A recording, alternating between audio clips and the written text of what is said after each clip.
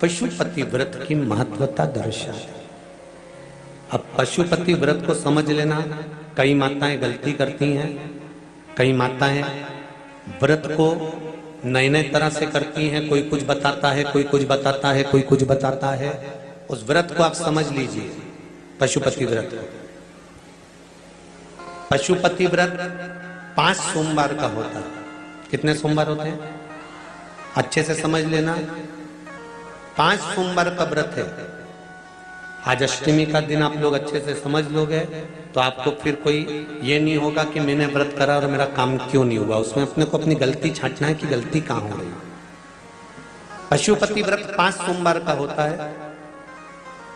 बीच में किसी सोमवार पर यदि एकादशी पड़ जाए या कोई तीज पड़ गई या कोई त्योहार पड़ गया, कोई नवरात्रि का व्रत कर रहे हो या कोई त्योहार का व्रत कर रहे हो या कोई तिथि का व्रत कर रहे हो और उस दिन सोमवार पड़ गया, अब आपने विचार करा कि मेरा पशुपति का भी व्रत है और साथ में तीज का भी व्रत है, तो कौन सा व्रत करूं मैं? तो उस समय पर आपको पशुपति व्रत छोड़ देना चाहिए।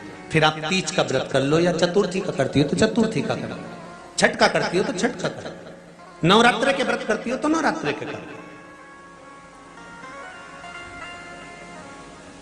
5 व्रत पशुपति होते हैं। व्रत करने के लिए जब आप निश्चित करें कि मुझे इस सोमवार से पशुपतिनाथ के व्रत करना है, जीजियों भाइयों ध्यान रखना, उस दिन सुबह स्नान करने के बाद में बड़े प्रेम से पूजन की थाली लगा लो।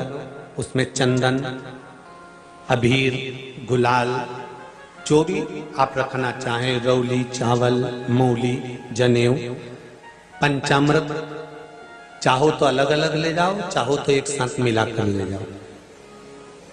भगवान शंकर की पूजन करो सुबह के समय पर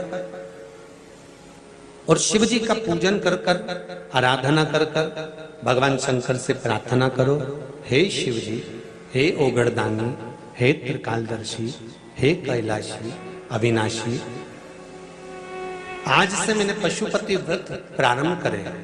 बाबा मेरा ये व्रत इस कार्य के लिए मैं कर रही हूं, आप स्वीकार करना, बाबा को निवेदन करना। पूजा